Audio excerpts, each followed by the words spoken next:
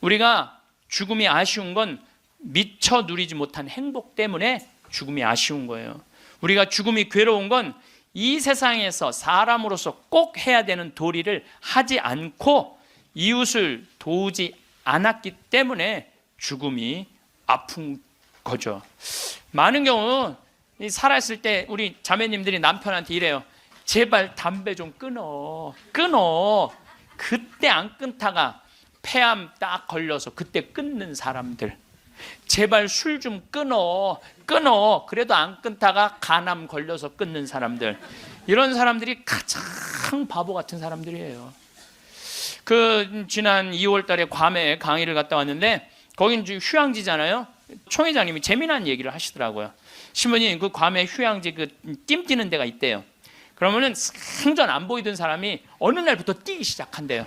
그럼 사람들끼리 서로 수군거린대요. 저 사람 의사가 당신 운동하지 않으면 죽는다고 얘기한 사람이다. 3개월 뛰다가 사라진대요. 죽은 거죠. 여러분들, 운동도요 평상시에 하는 거예요. 평상시에 병 걸려서 암 걸려서 하는 게 아니고 뭐든지 지금 해야 돼. 사랑도 나중에 하지 말고 지금 하고, 술도 나중에 끊지 말고 지금 끊고, 담배도 어떻게 나중에 끊지 말고 지금 끊고, 성주순례도 나중에 가지 말고 지금 가야 된다는 거예요. 내가 신부 막 됐을 때 어머니 아버지 모시고 강릉 쪽으로 놀러를 갔는데, 하여튼 부부가 놀러를 왔는데 남자는 참 잘생겼는데 여자는 도저히 아닌 얼굴이야. 근데 남편이 나한테 사진을 찍어달라고 그러는데, 여보 이리 와. 그리고 아내를 탁 안는데 나 같으면 도저히 못 안을 것 같은데, 그 얼굴을 보고는 그 남편은 너무 귀중하게 아내를 안는 거예요. 그래서 사진을 찍으면서도 참 신기하다. 어떻게 저게 가능하지? 근데 한 50대 후반쯤 된 분들이었어요. 근데 제가 요즘 그 부부를 이해를 하기 시작을 해요. 요즘 그래서 그렇게 남편이 소중하게 대했구나, 이게 이해가 돼요. 왜? 가만히 생각을 해보니까 요즘 이렇게 우리 자매님들 이렇게 한 결혼 30년 된 자매님들 이렇게 보면은요, 그 남편한테 정성스럽게 하고 자식 잘 키우고 살림살이 내조한 그런 분들은요, 얼굴이 잘생기고 못생기고의 문제가 아니야. 남자가 이렇게 바라봤을 때, 그래 나하고 함께 인생을 같이 왔구나, 그 자체로 소중한 거야. 이쁘고 그게 상관이 없더라고. 요즘 이제 나이를 먹으니까 그게 이해가 되더라고요.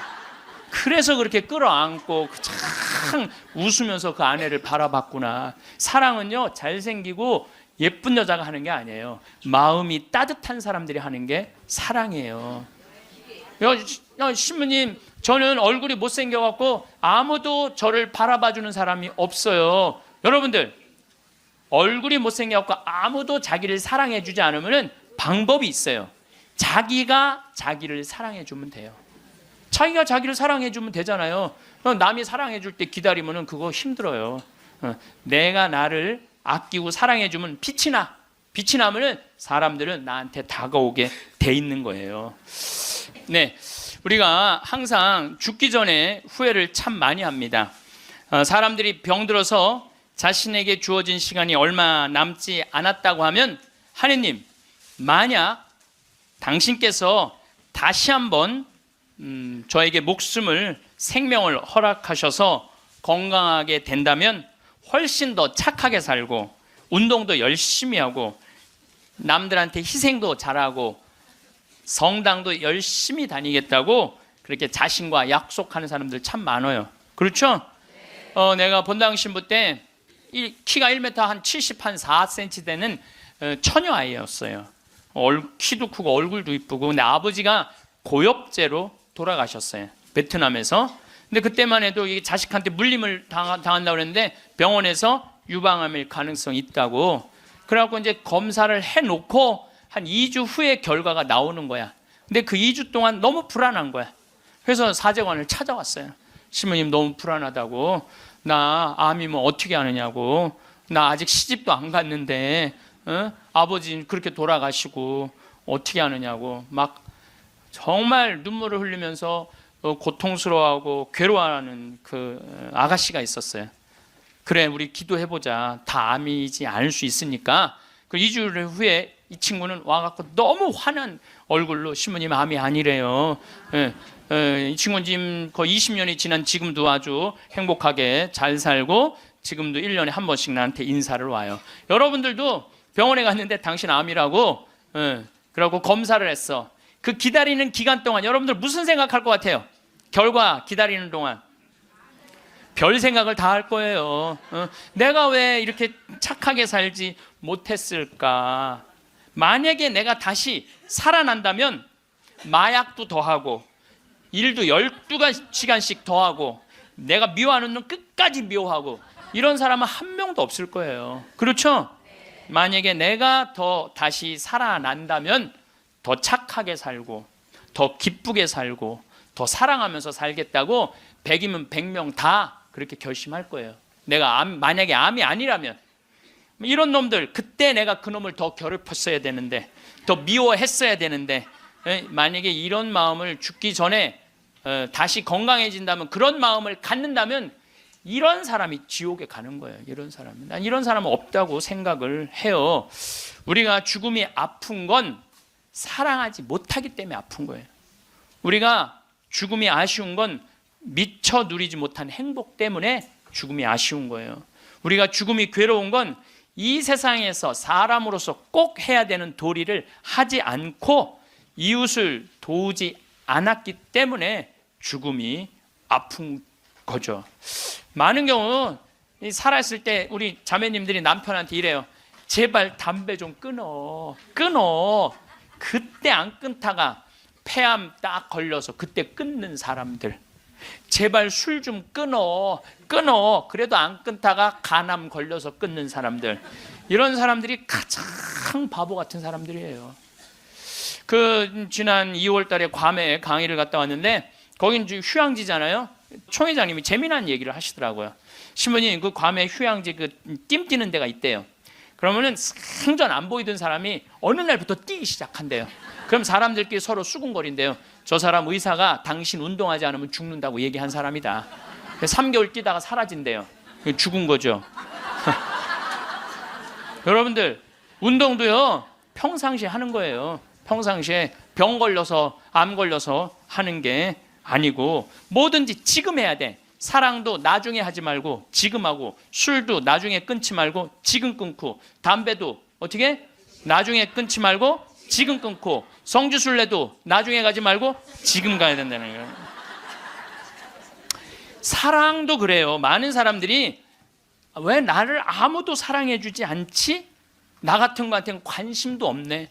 나같이 못생기고 뚱뚱하고 능력 없는 나한테 관심 가져주는 사람 하나도 없네. 이러고 맨날 울고 우울증에 걸리는 사람들이 있어요.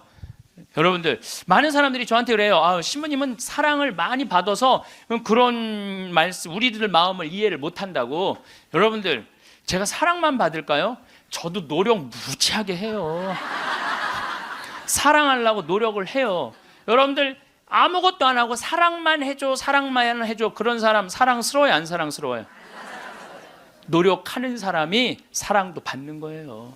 그냥 무조건 가만히 있는데 누가 나를 사랑해줘요? 사랑도 열심히 하면 다. 낭만적인 사랑은요, 잘생기고 이쁜 사람이 낭만적인 사랑하는 거 아니에요. 내가 신부 막 됐을 때 어머니 아버지 모시고 강릉 쪽으로 놀러를 갔는데, 하여튼 부부가 놀러를 왔는데 남자는 참 잘생겼는데 여자는 도저히 아닌 얼굴이야. 근데 남편이 나한테 사진을 찍어달라고 그러는데, 여보 이리 와. 그리고 아내를 탁 앉는데 나 같으면 도저히 못 앉을 것 같은데 그 얼굴을 보고는 그 남편은 너무 귀중하게 아내를 앉는 거예요. 그래서 사진을 찍으면서도 참 신기하다. 어떻게 저게 가능하지? 근데 한 50대 후반쯤 된 분들이었어요. 근데 제가 요즘 그 부부를 이해를 하기 시작을 해요. 요즘 그래서 그렇게 남편이 소중하게 대했구나. 이게 이해가 돼요. 왜?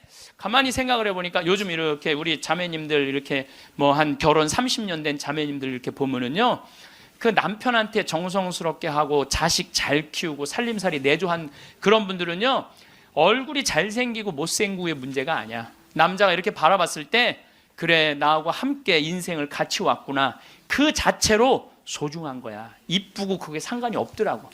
요즘 이제 나이를 먹으니까 그게 이해가 되더라고요. 그래서 그렇게 끌어안고 참 웃으면서 그 아내를 바라봤구나. 사랑은요, 잘생기고 예쁜 여자가 하는 게 아니에요. 마음이 따뜻한 사람들이 하는 게 사랑이에요. 야, 신부님, 저는 얼굴이 못생겨갖고 아무도 저를 바라봐주는 사람이 없어요. 여러분들, 얼굴이 못생겨갖고 아무도 자기를 사랑해주지 않으면 방법이 있어요. 자기가 자기를 사랑해주면 돼요. 자기가 자기를 사랑해주면 되잖아요. 남이 사랑해줄 때 기다리면 그거 힘들어요. 내가 나를 아끼고 사랑해주면 빛이 나. 빛이 나면 사람들은 나한테 다가오게 돼 있는 거예요. 그래서 우리는 하여튼 죽기 전에 생이별하는 거, 사랑도 못하고 뭐 이래서 죽는 게 싫어. 이젠 사랑도 하고 여행도 다니고 다 좋아. 그래도 죽는 게 싫어. 왜 그러냐면 존재의 사라짐 때문에 그래요. 내 존재가 이 세상에서 없어진다는 것은 너무너무 슬픈 거예요. 이건 좀 형이상학적인 문제예요. 내 존재가 사라진다는 거. 내가 40살인데 1월 달에 병원에 갔더니 의사가 당신 2달밖에 못 산다. 기껏 살아야 두 달이다. 3월 달에는 죽는다. 그럼 이 사람은요, 이때부터 울기 시작을 하는 거야. 내가 3월 달에 죽어? 나 진달래 보고 싶은데 진달래 필 때 나는 이 세상에 없겠네. 나 여의도 벚꽃 구경 가고 싶은데 벚꽃 필 때 난 이 세상에 없겠네. 나 목련 보고 싶은데 목련 필 때 난 이 세상에 없겠네. 그리고 우는 사람 참 많아요. 나 생태마을에 있으니까 암 환자들 많이 오잖아요. 한 분이 그 암 환자는 잊지를 못하겠어요. 암 진단을 받고 영등포에 역에 딱 섰는데 온 세상이 찬란해 보이더래. 온 세상에. 그 리아카를, 그 박스를 그냥 묶어갖고 리아카를 끌고 가는 할아버지가 너무 멋있어 보이더래. 저 할아버지는 살아서 생명을 누리고 살고 있구나. 저 할아버지는 생명을 누리고 살고 있구나. 그 할아버지가 그렇게 힘차 보이더래. 이 포장마차에서 떡볶이하고 오뎅을 끓이느냐고 땀을 흘리는 그 아줌마에 너무 부럽더래. 그리고 버스가 온다고 막 버스 잡는다고 막 사람들이 뛰어갈 때 생명이 막 흘러 넘치더래요. 난 이제 이 세상에 더 이상 없겠구나. 이런 세상에 함께 할 수 없구나. 내 존재가 잊혀진다는 거, 내 존재가 사라진다는 건 너무너무 슬픈 거예요. 근데 여러분들, 제가 진리 하나 알려드릴게요. 우리 인간은요, 죽기 전까지는요 절대 안 죽어요.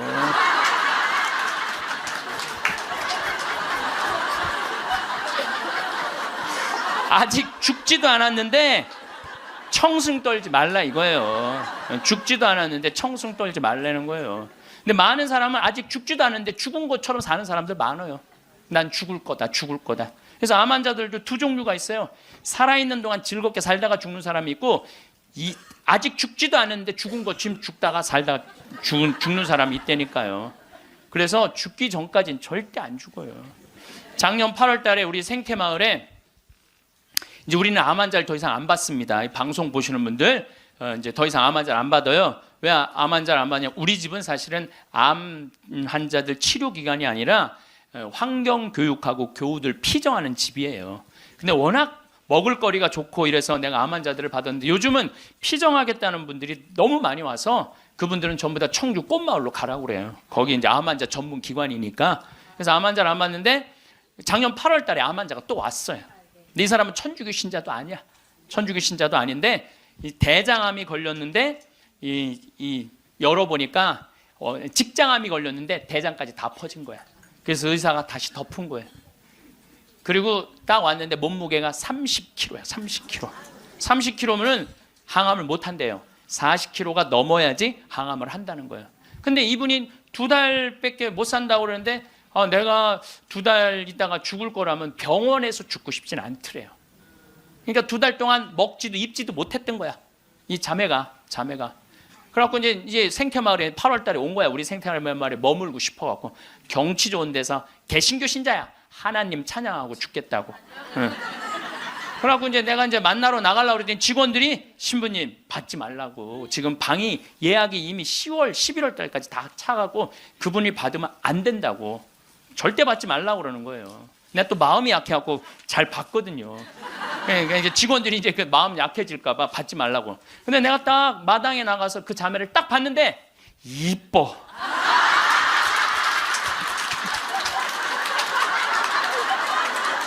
아니 57이라는데 그렇게 이뻐요. 이쁘더라고요. 그러니까 난 서 있지를 못하는 거야. 2달 동안 입지도 먹지도 못했으니까. 너무 이쁘더라고요. 그래서 신부님 나 2달밖에 안 남았는데 여기 있고 싶다고 좀. 그래서 내가 직원들한테 야 죽은 사람 소원도 들어준다는데 산 사람 소원 하나 못 들어주냐? 그 침대 있는 방 그거 내주자. 그리고 우리가 8월 9월 추석 들어있으니까 그땐 손님이 좀 뜸하지 않느냐. 그래서 받자. 받았어요. 받았는데 이 자매가 유명한 번역가예요. 중국어, 영어, 독일어를 할 줄 아는 유명한 번역가예요. 여러분들도 아마 그분 책을 한 번씩 봤을 거예요. 근데 어쨌거나 우리 집에 와서 2달 동안 밥도 못 먹었다는 자매가 병원에서 우리 집에서는 밥을 나보다 더 먹는 거야. 밥이 너무 맛있다는 거야. 밥이 너무너무 맛있다는 거야. 밥이 너무 맛있다는 거예요. 그리고 이제 뒤에 이제 산책 둘레길이 1시간짜리가 있는데 그 둘레길을 돌면서 너무너무 행복하다는 거야. 너무너무 행복하다고. 이제 그래갖고 뭐 그런가 보다 해갖고 이제 10월 달이 됐는데 이제 2달 후에 방 빼줄 생각을 안 하는 거야. 2달 있다가 죽는다고 그래서 받아줬더니 살이 더 통통 찌는 거예요. 살이 더 통통. 근데 10월 달에 오더니 이 자매가 하는 말이 신부님 내가 미사 참여를 해보니까 성체가 너무 좋다는 거예요. 개신교는 성체 성사가 없잖아요. 예수님을 몸 안으로 영한다는 게 여러분들 참 여러분들은 행복한 사람들이에요. 여러분들 사랑은 뭐냐면요. 사랑은 같이 있고 싶은 거야. 여러분들 1살, 2살짜리 애 낳았을 때 걔 보고 있으면 같이 있고 싶어? 같이 안 안고 싶어요? 너무 사랑스럽죠? 네, 같이 있고 싶어서 뭐라 그러냐면 눈에 넣어도 안 아프다 그래. 이 눈에 티끌 하나만 들어가도 막 난리를 쳤는데 이만한 걸 눈에 넣어도 안 아프다 그러니 이게 보통 이게 그것처럼 사랑스러워. 눈에 넣어도 그 큰 거를 넣어도 안 아프다는 얘기예요. 근데 예수님은 우리랑 너무 같이 있고 싶은 거야. 눈에 넣어도 안 아픈 게 아니라 그걸 뛰어넘어서 너무 같이 있고 아예 안에 들어가서 살고 싶은 거. 우리 안에. 그래서 성체로 우리 안에 들어와서 살고 있는 거예요. 그 행복한 신비를 여러분들은 매일매일 경험하는 거예요. 근데 우리 자매가 이렇게 보면서 나도 성체 영하고 싶다는 거예요. 세례를 받아야 되는데 근데 동생이 목사님이야. 그 동생하고 상의를 했대요. 나 거기 가고 세례 받고 싶다고. 천주교 세례. 근데 이 목사님이 한술 더 뜨는 거야. 누나 가고 기분도 좋고 몸도 좋아지니까 세례 그냥 받으라고. 천주교 큰 집이나 마찬가지니까 세례 받으라고. 그래갖고 이제 데레사로 세례를 줬어요. 데레사로. 그러니까 데레사가 이제 매 시간마다 나한테 와서 강의 듣잖아. 앉아갖고. 근데 똑같은 걸 듣는데도 똑같이 웃기대. 그 자매가. 웃지, 밥 먹지, 공기 마시지, 예수님 먹지. 좋다는 건 다 하는 거, 좋다는 건 다 하는 거예요.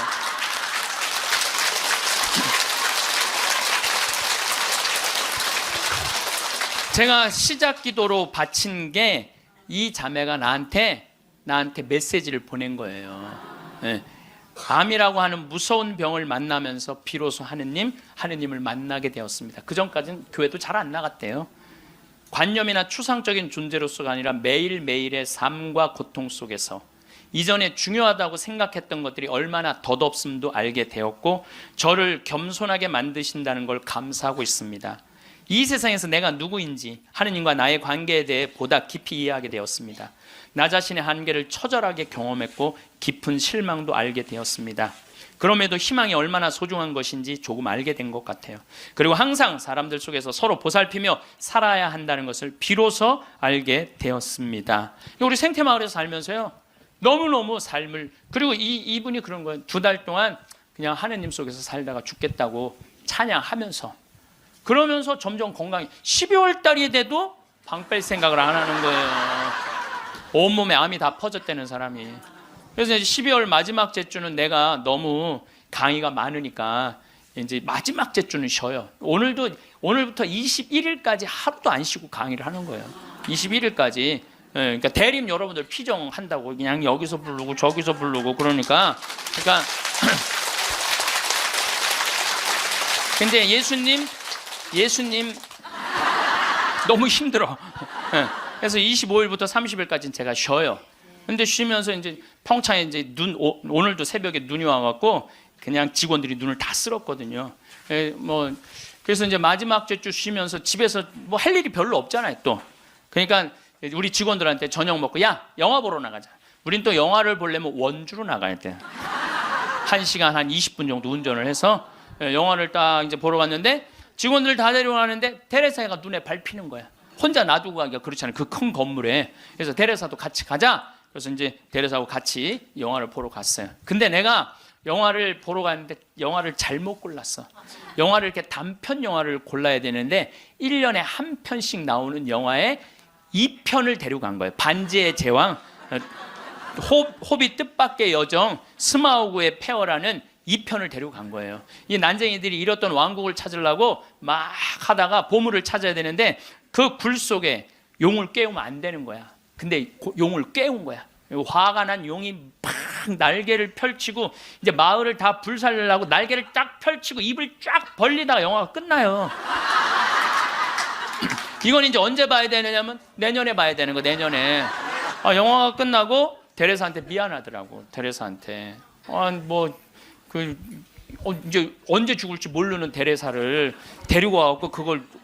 그래서 내가 빈말로 테레사한테 얘기했어. 테레사, 우리 내년에 누구 또 보러 오자. 난 빈말로 얘기했는데 테레사는 진지하게 네, 신부님 또 보러 와요 그러는 거예요. 그러나 한 1, 2월 달 해외 강의 성지순례 때문에 생태마을을 2달 동안 비웠어요. 2달 만에 왔는데 테레사가 30kg짜리 테레사가 42kg가 된 거야. 얼굴이 삐쩍 말랐을 때도 이뻤는데 완전히 얼굴이 우리 집에 왔을 땐 흑 색깔이었는데 복사꽃 색깔로 바뀐 거야. 그런데 그 테레사는 그렇게 좋아졌다가 지난 10월 마지막 주에 세상을 떠났어요. 떠났는데 이제 제가 세브란스 병원에 갔는데 그 딸 셋, 아들 하나 있는 집이에요. 근데 막내 여동생이 그 언니 마지막 임종을 지켰는데 그 목사님도 제가 만났어요. 근데 그분들이 이런 얘기를 저한테 전해주더라고요. 신부님, 우리 언니가 50, 이제 거의 60까지 산 거죠. 이 평생 살면서 지난 1년처럼 행복했던 적이 없었다는 거예요. 너무 행복하게 살다가 세상을 떠났다는 거예요. 그리고 마지막에 이제 임종하던 날도 예수님 감사합니다. 이거를 계속 입에 계속 하면서 예수님 감사합니다. 자기 1년 동안 너무 산 게 행복했고 당신 만나러 가서 감사하다는 거예요. 계속 그러고 세상을 떠났다는 거예요. 그래서 저는 사는 것 같이 살다가 죽는 사람은 죽어도 살아요. 그렇죠? 근데 이 세상을 죽는 것 같이 사는 사람은 죽어도 죽어요. 죽어도 죽는 거예요. 그래서 테레사가 그렇게 참 예쁜 모습으로 세상을 떠나는 걸 보면서 우리가 오래 사는 게 문제가 아니야. 사는 날까지 즐겁게 사는 게 행복한 거예요. 우리 그 테레사가 마지막에 나한테 보낸 메시지가 있어요. 내가 끝기도에 할 거지만 지금 다시 한번 읽어드릴게요.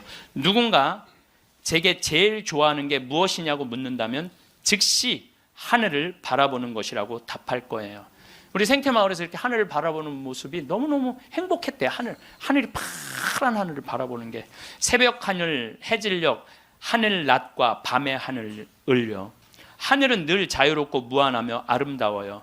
하늘을 보면 주님께 삶을 주신 그 사랑에 감격해서 울고 싶고 웃고 싶어요. 하늘을 바라볼 수 있게 하신 그 사랑이 감사합니다. 라고 이렇게 나한테 아름다운 많은 시들을 보내면서 번역가였으니까 이렇게 해서 이제 테레사는 세상을 떠났어요. 여러분들 죽음을 미리 앞당겨서 죽지는 마세요.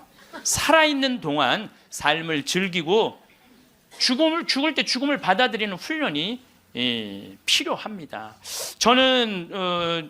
저도 뭐 아주 뭐 그런 거하고 상관없는 이 위암 아주 초기 환자였어요. 그래서 위를 3분의 1을 잘라냈어요.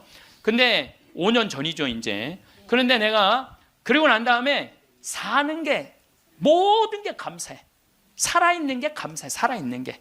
내가 제일 그 삶을 많이 누리고 느끼고 살고는 있지만은 제일 행복할 때가 언제냐면은 이제 아침에 읍내 목욕하러 나가요. 이제 우리는 읍내 목욕탕이 이제 한 8km 되니까 운전을 한 10분 정도 하면은 목욕탕에 6시에 딱 가면은 우리 또 시골은요 전날 청소하는 사람이 다 탕을 닦아놓고 물을 안 받아놓고 가요. 내가 딱 가면은 탕에 물을 내가 제일 먼저 물을 틀어서 물을 받아. 그래갖고 이제 물을 받아갖고 샤워를 하고 탕 안에 그 제일 깨끗한 찬물에 몸을 쫙 담그면은요 온몸이 너무 편안한 거야. 거기서 이제 묵주기도 5단을 일단 하고 묵주기도 5단을 하고 이제 나와서 다 운전을 하고 그 평창 읍내에서부터 우리 집까지 오는 길이 내내 옆에 강이 있어요. 딱 하면요 아침에 물 한 개가 산에 쫙 걸려 있고 백로가 쫙 날아가고 강물 소리 듣고 그 바람을 맞고 있으면요 살아있는 게 이렇게 행복한 거구나. 이게 돈 드는 일이 아니에요. 우리가 삶을 얼마든지 누리고 느끼고 생명을 누리고 살 수 있어. 우리가 그걸 할 줄 모르는 게 문제인 거예요. 할 줄 모르는 게.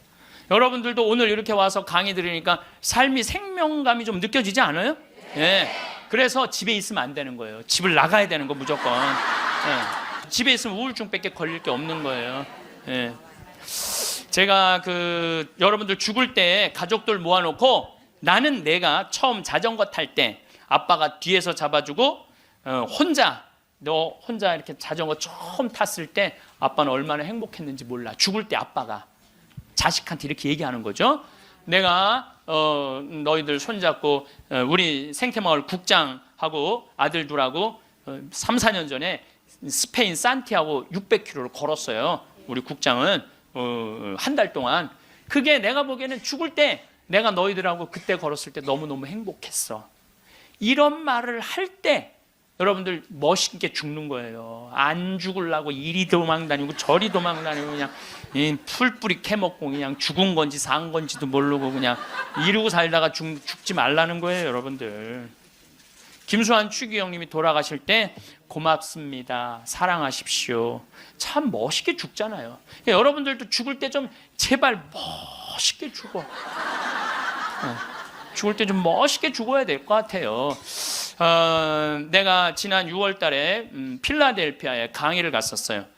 강의가 끝나고 이제 버지니아로 옮겨가려고 그러는데 이 기차를 타고 가려고 그러는데 젊은 부부들이 뭐 젊었다고 그래야 한 45, 6 된 부부들이 신부님 저희들이 모셔다 드릴게요.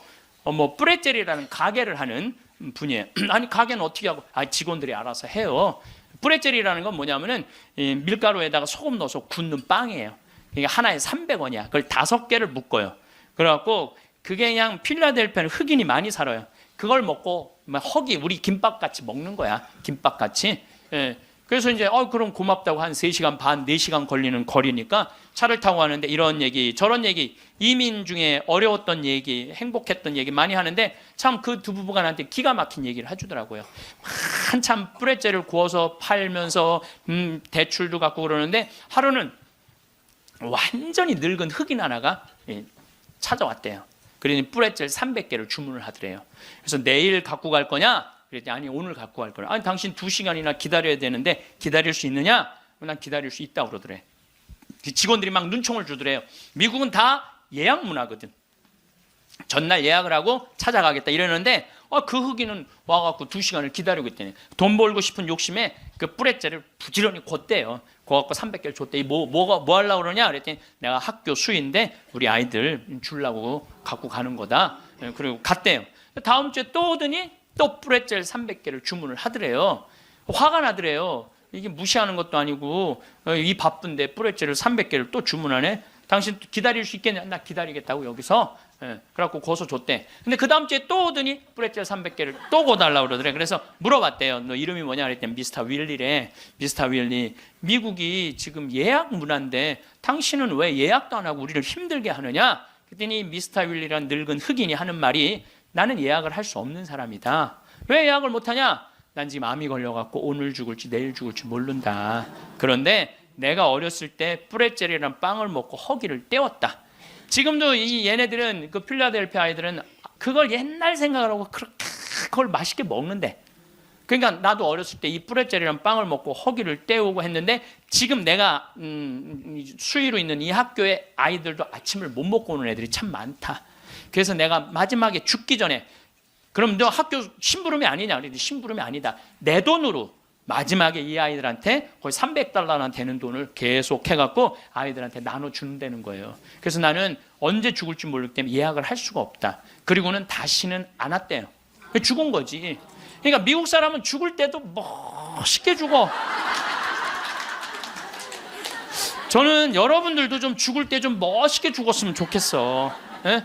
좀 내가 어디 선물을 갖고 가고 어디 선물을 좀 주고 죽는 그런 모습이 좀 있었으면 좋을 것 같아요. 그래서 이제 우리가 죽을 때 멋있게 죽으려면 잘 살아야 돼. 잘 살아야 돼. 그래서 저는 여러분들 우리가 잘 살려면 삶을 계획을 잘 세워야 돼. 계획이 없는 삶은요 잘 살 수가 없어요. 여러분들 인생 계획 어떻게 잘 세워져 있어요? 네. 아유 신부님 무슨 계획이 있어? 다 살았는데. 천만의 말씀이요. 여기 다 산 분 한 분도 안 계세요. 제가 얘기했죠. 죽기 전까지는 절대 안 죽는다고. 그러니까 계획이 있으셔야 된다니까. 저는 신학생 때 세미나를 하는데 앞으로 주 5일제가 된다는 거예요. 주 5일제. 그럼 토요일 날 일요일 날 교우들 성당 안 나온다는 거예요. 경치 좋은데 구경 가느냐고 성당에 안 다닌다는 거예요. 프랑스가 신자 비율이 97%인데 주 5일제 실시하고 미사 참여율이 8%로 떨어져요. 90%가 성당에 안 나오는 거예요. 내가 프랑스에 가보니까 금요일 저녁부터 놀러 나가더라고요. 금요일 저녁. 그 일요일만 되면 그 파리로 엄청난 차들이 들어오는 거야. 그럼 언제 성당에 가? 토요일 날 놀러 다니느냐고. 그럼 내가 30년 전에 신학교 교수님들이 그러더라고요. 앞으로 주 5일째 되면 한국도 그런 일이 벌어질 거다. 금요일 저녁부터 놀러 나갈 것이다. 경치 좋은데 구경 간다고. 그럼 그들을 어떻게 하느님 품으로 이끌 것이냐? 답을 내놔라. 저는 그때 그런 생각을 했어요. 그래, 교우들이 경치 좋은데 구경 간다고 성당을 안 나와? 그럼 나는 나중에 신부가 되면 성당을 경치 좋은데 전화해야 되겠다. 그리고 글리 오라고 해야 되겠다. 그래서 이제 제가 이제 신부 되자마자 저는 생태마을을 신학생 때부터 꿈꿨으니까 신부 되자마자 땅 보러 다녔어요. 용문으로, 양평으로, 가평으로, 안성으로. 주머니 돈 한 푼 없어도 항상 꿈을 하느님이 이루어 주시거든요. 네.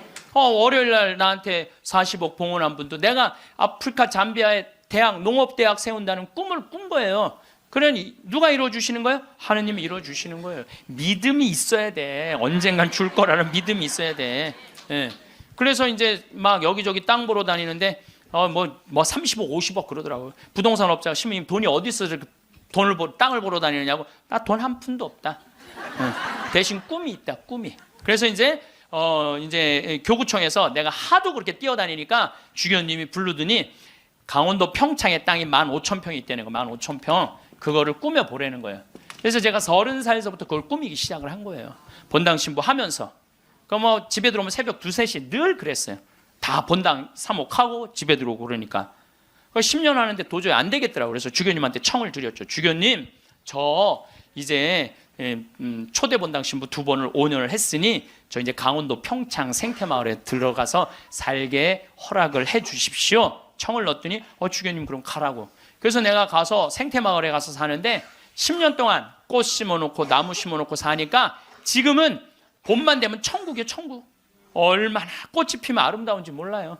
산수유 피고 개나리, 진달래, 마로니에, 목련, 벚꽃, 찔레꽃, 이팝꽃, 조팝꽃 이런 거 피면은 꽃동산이에요. 꽃동산. 얼마나 아름다운지 몰라요. 그래갖고 마당에 딱 서면 강이 쫙 내려다 보이니까 얼마나 좋아요. 사람이요, 여러분들 산이 하나 보이는 데 사는 사람은 그냥 그런 데서 사는 거래요. 근데 산이 3겹이 겹쳐서 보이는 데서 살면은요 좋은 땅에서 사는 사람이라는 거예요. 근데 산이 한 5겹 겹쳐 보이는 데서 사는 사람은 명당에서 산다는 거예요. 근데 산이 한 7겹 겹쳐 보이면은 대명당. 대신 내려다 보여야 돼, 그 산이. 내려다보면 대명당에 사는 거야. 근데 우리는 여기 쓰면은 치악산 그 자락까지 보니까 12겹까지 보여. 12겹까지. 그리고 거기에 강 하나 흘러주면은 그건 말할 것도 없대는데 앞마당에. 그러니까 딱 마당에 딱 서 있으면은요 얼마나 행복한지 몰라요. 이렇게 내가 50살이 된 거야. 그리고 밤하늘의 별이, 여러분들 우리 저기 대레사도 별 얘기 했잖아요. 별이 얼마나 아름다운지 몰라요. 그러니까 우리 여기 남산이 278m야. 근데 우리 생태마을은 325m야. 그러니까 강의 끝나고 밤 11시, 12시에 가면요 하늘을 보면요, 지금은 이제 오리온, 황소자리, 마차부자리, 카시오페아, 북두칠성, 별똥별이 떨어지잖아요.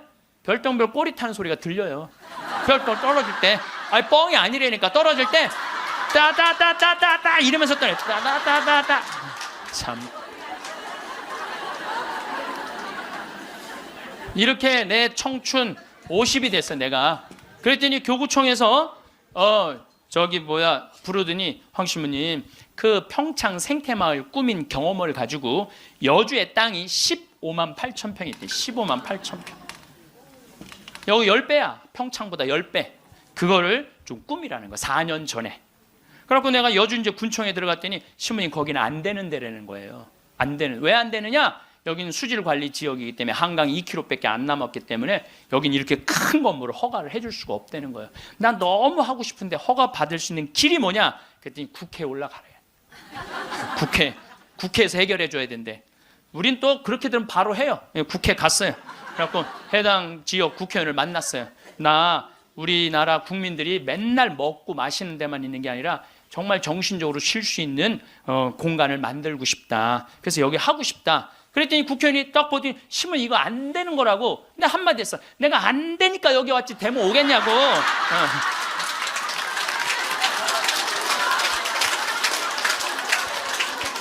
그때 마침 그 국회의원이 아주 열심한 천주교 교우였어. 고민을 많이 하더라고요. 그러더니 그러면은 군수님하고 얘기를 해보고 연락을 드리겠다고. 그래서 이제 기다렸죠. 일주일 후에 연락도 빨리 오더라고. 아주 능력 있는 국회의원이야 보니까. 전화 오대. 신부님, 우리가 군수님하고 거기 이제 폐수 처리 용량이라는 게 있어요. 그거를 할당을 해주기로 했다고. 열심히 해보시라고. 나는 그냥 그러면 끝나는 줄 알았어요. 너무 좋았는데 이게 또 이제 다시 허가 기간이 경기도청으로 넘어가는 거야.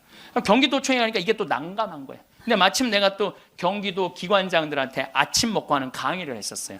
도지사 있고 법원장, 경찰청장, 무슨 세무서장, 국회의원들, 무슨 시장들 다 모였는데 강의를 아침에 하는데 끝나고 난 다음에 도지사님이 차 한 잔 마시자고 그래서 마시면서 이 도지사님이 그러더라고요. 신부님, 되게 기관장들이기 때문에 아침 먹고 다 간대. 근데 끝까지 들은 게 신부님이 처음이라는 거야. 신부님 너무너무 우리한테 유익한 강의를 해줘서 너무너무 감사하다고. 혹시 필요한 거 있으면 말을 하라고. 내가 필요한 거 있다고. 나 필요한 거 있다. 내가 지금 여주에 생태마을을 꾸미는데 이게 너무 힘들다. 그랬더니 딱 도지사님 다 알아듣더니 바로 환경국하고 얘기를 하더니 행정실장 부르더니 일사천리로 그 자리에서 또 군수님한테도 전화해갖고 신부님 하는 일 도와주라고. 그래서 너무 나는 또 그러면 끝나는 줄 알았어. 그랬더니 그거보다 더 어려운 기관이 뭐냐면은 한강유역관리청이에요. 거기서 부정적인 의견이 나오면 안 되는 거예요. 거기 갔는데 안 된다는 거예요. 다 안 된다는 거 하여튼 다 안 된다는 거예요. 그래서 갔는데 그 이제 판시관이 7급 공무원인데 여자야. 남자는 이렇게 쑤시고 저렇게 쑤시면 어떻게 되는데 여자는 어떻게 할 길이 없잖아요. 그래갖고 신부님 여기는 안 되는 이유를 쭉 설명을 하더라고. 그런데 난 여기 너무 하고 싶다. 생태 공원도 조성하고 맨날 내가 프랑스 떼제 공동체를 가보니까 한 주에 3,000명씩 와서 피정을 하고 가는 거예요. 한 주에 3,000명. 그러니까 걔네들은 정신적인 훈련을 너무너무 많이 하는 거예요. 근데 우리나라는 그런 데가 거의 없는 거야. 그래서 우리 천주교 교우들도 그래서 저 여주는요 피정 기간이 월요일부터 주일이야. 일주일 동안 하는 거야. 일주일 동안. 그래서 찬송도 하고 미사 참례도 하고 강의도 듣고 밭에 나가고 잠깐 일도 하고 이런 얼마나 여러분들 시간 많잖아. 그러니까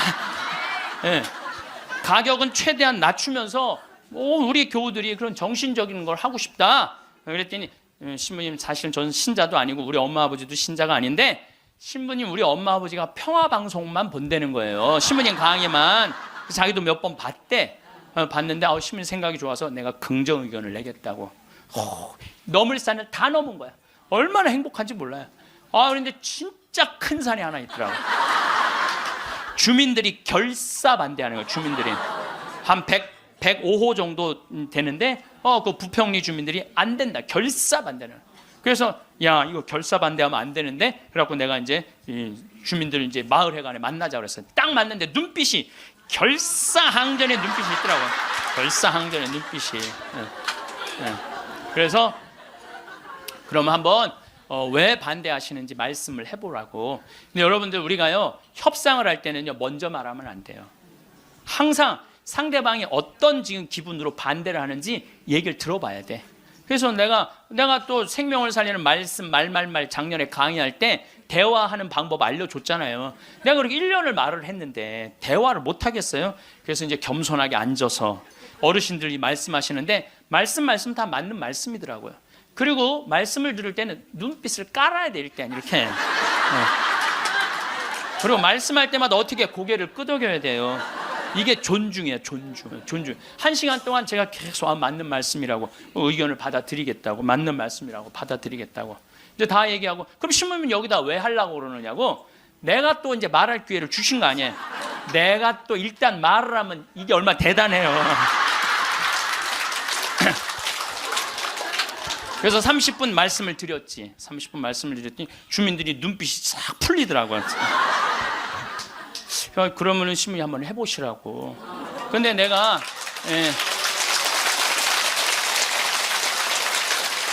그걸로 끝나서는 안 될 것 같아.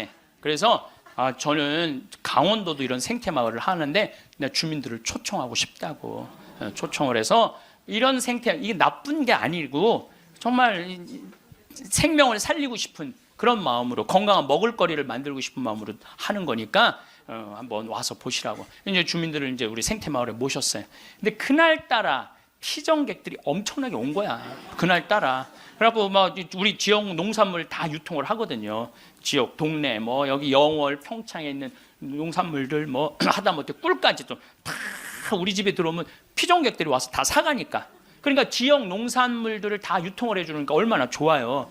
그걸 보더니 제가 바로 저런 거, 여러분들 거기 이제 옥수수, 감자, 고구마 많이 심거든요. 이런 거 다 유통시켜 주려고 지금 그러는 거다. 주민들이 보더니 우리하고 함께 하려고 그러는 거야. 그래서 주민들이 서명까지 다 해줬어. 서명까지.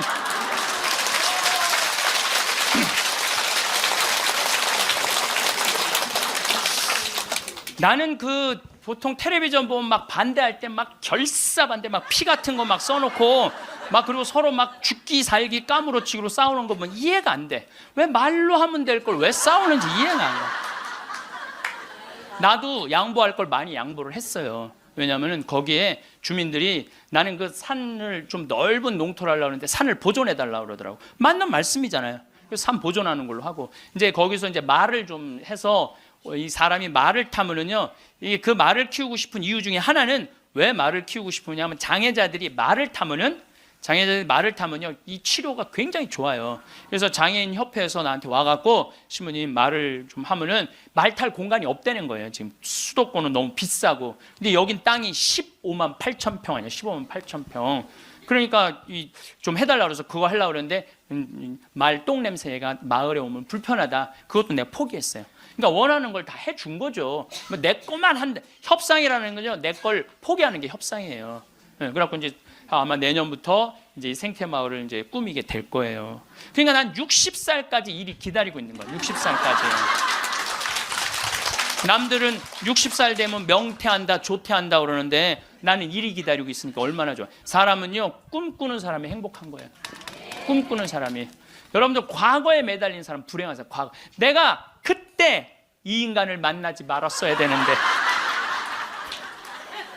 여러분들 그거 후회해봐야 그 인생 돌이켜져요? 돌이켜지는 게 아니에요. 우리가 과거에 매달린 사람이 우울증에 걸린다니까요. 그때 내가 삼성전자 주식을 사뒀어야 되는데 3만 원 할 때 사뒀어요. 3만 원 할 때 3만 원 할 때 사뒀으면은 지금 150만 원 왔다 갔다 하잖아요. 3억 저기 막 3억 원어치 사놨으면 150억 된 거 아니야. 150억. 여러분들 아까도 말씀드렸지만 과거에 집착하는 사람은요 불행한 사람이에요. 과거에 매달린 사람은 불행한 사람이에요. 미래를 꿈꾸는 사람이 행복한 거예요. 미래를 꿈꾸는 사람. 계획이 있어야 된다는 거예요. 삶에는 계획이 있어야 된다는 거예요. 그래서 여러분들은 어떤 계획을 갖고 계시냐, 이 자세한 얘기는 다시 다음 시간에 하겠습니다. 제가 우리 대레사가 이게 거의 마지막 한 달 전에 저한테 보낸 거예요. 이제 혼수 상태로 들어가기 전에 보낸, 아까 읽어드린 걸로 마침 기도를 바치겠습니다. 성부와 성자와 성령의 이름으로. 누군가 제게 제일 좋아하는 게 무엇이냐고 묻는다면 즉시 하늘을 바라보는 것이라고 답할 거예요. 새벽 하늘, 해질녘 하늘, 낮과 밤의 하늘을요. 하늘은 늘 자유롭고 무한하며 아름다워요. 하늘을 보면 주님께 삶을 주신 그 사랑에 감격해서 울고 싶고 웃고 싶어요. 하늘을 바라볼 수 있게 하신 그 사랑에 감사합니다. 오늘 강연 어떠셨나요? 오늘도 황창현 신부님께서는 우리에게 많은 지혜의 말씀을 나누어 주셨습니다. 신부님의 말씀을 따라 살아가다 보면 우리의 남은 인생도 더욱 아름답고 행복하게 가꾸어 나가실 수 있으리라 확신합니다. 오늘은 나이 들수록 품격 있고 귀티나게 살아가는 사람들의 특징에 대해서 말씀드리겠습니다. 첫 번째, 꾸밈 없는 자연스러움입니다. 세상이 급변하는 시대에 살아가고 있으면서도 트렌드에 뒤처지지 않으려는 욕구는 나이 들어도 마찬가지일 겁니다. 이러한 변화를 따라가기 위해 많은 사람들이 최신 유행에 발맞춰 스스로를 가꾸려고 노력합니다. 그러나 귀티나는 사람들은 이와는 조금 다릅니다. 그들은 최신 유행에 민감하게 따라가기보다 자연스러움을 꾸밈의 원칙으로 삼습니다. 자연스러움은 단순히 외모적인 부분에만 국한된 것은 아닙니다.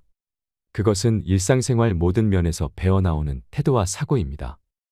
귀티가 철철 흘러넘치는 사람들은 주로 자신의 외모를 최대한 자연스럽게 유지합니다. 이는 화장이나 패션뿐 아니라 자신의 몸에서 자연스럽게 나타나는 노화의 흔적들까지도 포함되는 개념이지요. 그들은 자연스럽게 생긴 주름이나 흰머리를 전혀 부끄러워하지 않습니다. 오히려 그것을 자신의 경험과 지혜의 상징으로 받아들입니다. 나이 든 모습을 굳이 애써서 감추려 하지 않는 태도 덕분에 주변 사람들에게 긍정적인 에너지를 선물합니다. 그들의 생각이나 행동, 그리고 그들이 내뿜는 에너지 모두가 인위적이지 않고 자연스럽기 때문이지요.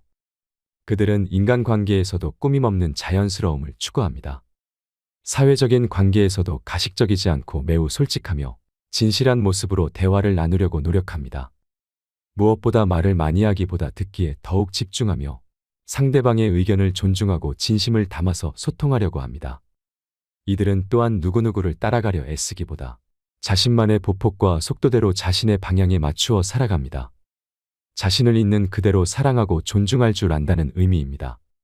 누구나 가지고 있는 단점을 굳이 감추려거나 포장하려 하지 않고 자연스럽게 나는 이런 부분이 부족한 사람이구나 하며 받아들입니다. 그래서 그들은 타인과의 비교나 경쟁에서 벗어나 자신만의 페이스를 찾아갑니다. 이렇게 자신만의 속도대로 달려가며 그들은 꾸밈없는 자연스러운 삶을 추구하고 실천하며 살아갑니다. 두 번째, 항상 배우는 자세입니다. 세상이 너무나도 빠르게 변화하는 만큼 배울 것은 끊임없이 생겨나고 끝도 없이 많습니다. 새로운 정보나 지식, 기술, 그리고 경험이나 인간관계 등 모든 것은 우리에게 끊임없이 학습할 기회를 제공하지요. 나이 들수록 귀티가 흘러넘치는 사람의 특징 중 하나는 바로 항상 배우려는 자세를 가지고 있다는 것입니다. 귀티나는 사람들은 새로운 정보나 지식에 대해 호기심을 잃지 않습니다. 어린아이와 나이 든 사람의 가장 큰 차이점이 바로 세상에 대한 끊임없는 호기심이라고 합니다. 그들은 어린아이와 같은 눈빛으로 세상을 바라보며 모든 것에 호기심을 품습니다. 책을 읽는다거나 강의를 듣는다거나 전문가와의 대화를 통해 새로운 지식을 얻는 것을 행복해합니다. 그들은 이미 경험하고 알고 있는 것에 안주하거나 만족하지 않고 항상 새로운 것을 배우는 것에 즐거움을 느낍니다. 또한 그들은 경험을 통해 배우는 것을 중요하게 생각합니다. 지식만을 추구하는 것이 아니라 실제로 경험을 통해 체득하는 것을 목표로 한다는 것입니다. 여행을 통해 다양한 세계의 사람이나 문화를 체험하고 새로운 활동에 도전하거나 경험하는 것 자체에서 배울 것이 많다는 것을 알고 있습니다. 그들은 경험이 얼마나 중요한지 알고 있기 때문에 새로운 것을 배우고 도전하는 것을 두려워하지 않습니다. 타인으로부터 배우는 것을 즐거워합니다. 자신이 모르는 것이 많이 있다는 사실을 인정하기 때문입니다. 따라서 타인의 지식과 경험을 매우 귀하게 여깁니다.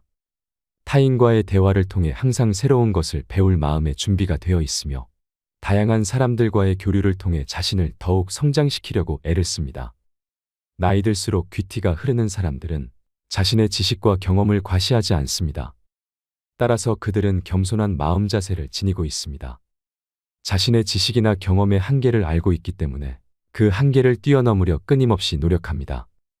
자신이 어느 부분에서 잘 모르는지를 알고 인정하며 그것을 극복하기 위한 동기로 삼아 항상 배우려고 노력합니다. 귀티나는 사람들은 성공보다 실패에서 더 많이 배웁니다. 실패에서 무너지거나 포기하지 않고 실패를 배움의 일부로 받아들입니다. 그것을 통해 더 나은 선택을 할 수 있게 됩니다.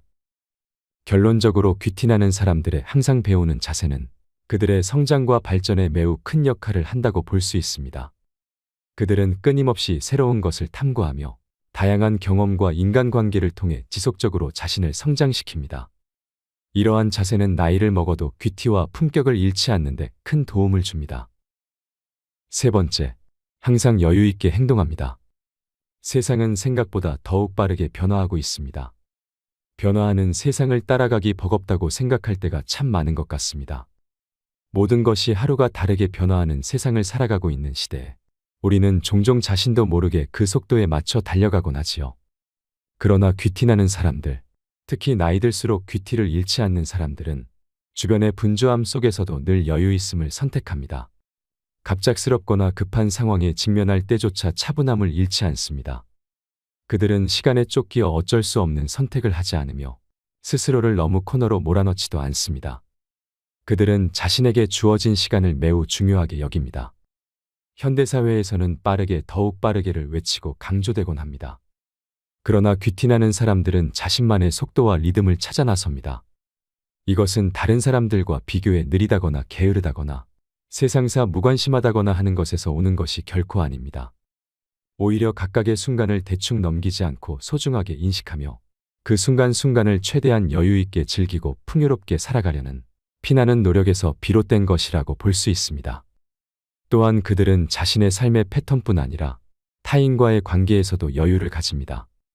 다른 사람의 기대감이나 압박 또는 비판에 쉽게 흔들리지 않으며 자신이 생각한 자신만의 길을 뚜벅뚜벅 걸어가는 여유로운 모습을 보입니다.